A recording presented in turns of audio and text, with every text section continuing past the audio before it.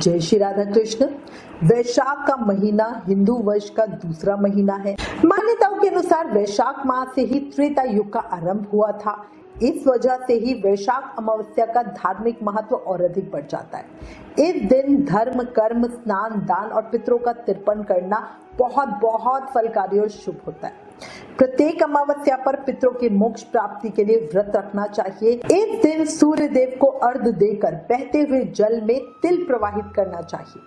पितरों की आत्मा की शांति के लिए तर्पण करना चाहिए और किसी गरीब व्यक्ति को दान दक्षिणा दें। वैशाख अमावस्या का दिन बहुत फलकारी होता है, थोड़े में अधिक पुण्य फल देने वाला होता है, पितृ दोष को शांत करने वाला होता है।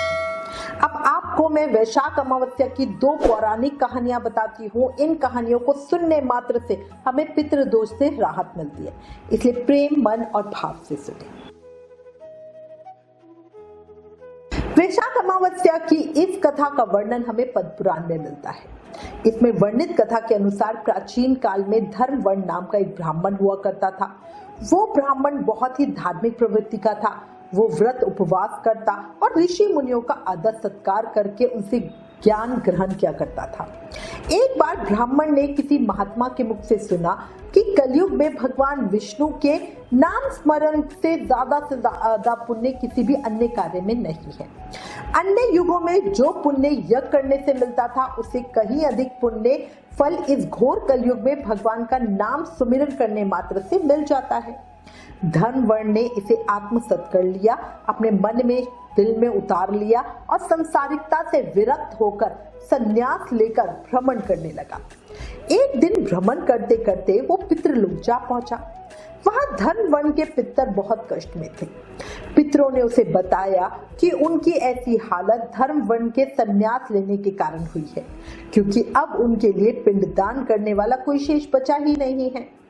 उसके बाद उसी के पितर ने उसे प्रार्थना करते हुए कहा कि यदि तुम वापस जाकर गृहस्थ जीवन की शुरुआत करो, संतान उत्पन्न करो, तो हमें राहत मिल सकती है। साथ ही वैशाख अमावस्या के दिन विधि विधान से पिंडदान करो। धर्मवर्ण ने उन्हें वचन दिया कि वो उनकी अपेक्षाओं को जरूर ही पूर्ण करेगा। इसके बाद धर्मवर्ण अपने सांसारिक जीवन में वापस लौट आया और वैशाख अमावस्या पर विधि विधान से पिंडदान करके अपने पितरों को मुक्ति दिलाई। इसी तरह हम सबको भी विधि विधान से अपने पितरों के निमित्त पिंडदान करना चाहिए। कान्हा जी के श्री चरणों में आप सबके मंगल की कामना करती हूँ। हे वैशाख मास के ठाकुर, हे पितृदेव, हे धर्मराज जी, इस कहानी को कहते सुनते हुकारा भरते सब पर अपनी कृपा बनाए रखना। कहानी अधूरी हो तो पूरी करना, पूरी हो तो हम सबका मान रखना। बोला वैशाख मास के ठाकुर की जय। वैशाख अमावस्या का दिन पितरों को तर्पण करने, स्नान, दान और पुण्य कर्म करने के लिए बहुत शुभ माना जाता है। मान्यता है कि इस दिन किया गया एक छोटा सा पुण्य कर्म भी 100 गुना फल देने वाला होता है।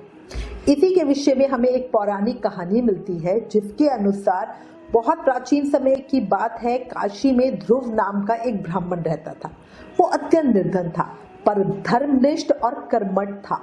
उसके माता पिता बहुत वृद्ध हो चुके थे और सेवा के लिए पूर्णतः ध्रुव पर ही निर्भर थे। ध्रुव जी खुद भूखे रह जाते थे, पर माता पिता की सेवा में कभी कोई कमी नहीं आने देते थे। ध्रुव के माता पिता थोड़े तेज स्वभाव के थे। एक पैसा दान कभी उनके हाथ से छूटता नहीं था। स्वभाव इतना कर्कश था कि कोई संग साथी, कोई उनके घर में आके खुश नहीं था। सिर्फ एक ध्रुव ऐसे थे जो दिन रात कटु वचन सुनकर भी पूर्ण निष्ठा भाव से अपने माता पिता की सेवा में लगे रहते थे। समय की गति यूं ही चल रही थी। एक दिन विधि ने ऐसा विधान रचा कि दोनों की मृत्यु एक ही दिन, एक ही समय पे हुई। माता पिता की मृत्यु से ध्रुव अत्यंत दुखी हुए, पर कर ही क्या सकते थे। उनका अंतिम संस्कार विधि पूर्वक किया, पर मन में कहीं ना कहीं ये खटका बना हुआ था कि उनकी आत्मा को शांति मिलेगी भी या नहीं। उन्हीं दिनों एक तपस्वी संत काशी आए हुए थे। ध्रुव जी ने उनसे अपनी चिंता साझा की तो संत ने कहा, वत्स, तुमने जीवन भर अपने माता पिता की सेवा की, वो सर्वोत्तम तप है, किंतु यदि उनकी आत्मा को संपूर्ण शांति देनी है तो वैशाख अमावस्या के दिन गंगा स्नान करके तिल तर्पण और ब्राह्मणों को अन्नदान करो। ध्रुव ने संत की बताई हुई बात के अनुसार गंगा स्नान किया, तर्पण विधि पूर्वक किया और गरीबों को भोजन, जल और वस्त्र का दान दिया।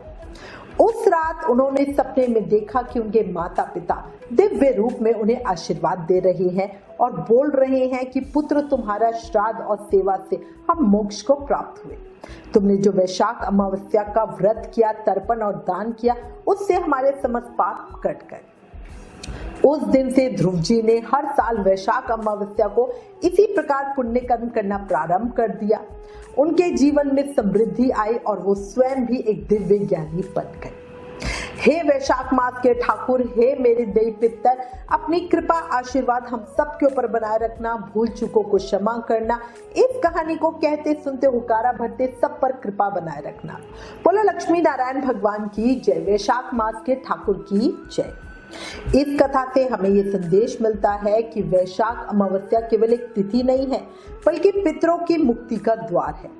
इस दिन श्रद्धा से किया गया दान, तर्पण और स्नान न केवल पूर्वजों को शांति देता है, बल्कि जीवन में सुख, शांति और मोक्ष की ओर भी हमें बढ़ाता है। इसलिए जो भी बन सके वैशाख अमावस्या पर पितरों के निमित्त करना जरूर। और अगर ये कहानी पसंद आई तो प्लीज इसे ज्यादा से ज्यादा शेयर करके सबको जानकारी दो, ये भी एक सेवा है। Please like, share and subscribe. Thank you. जय श्री राधा कृष्ण।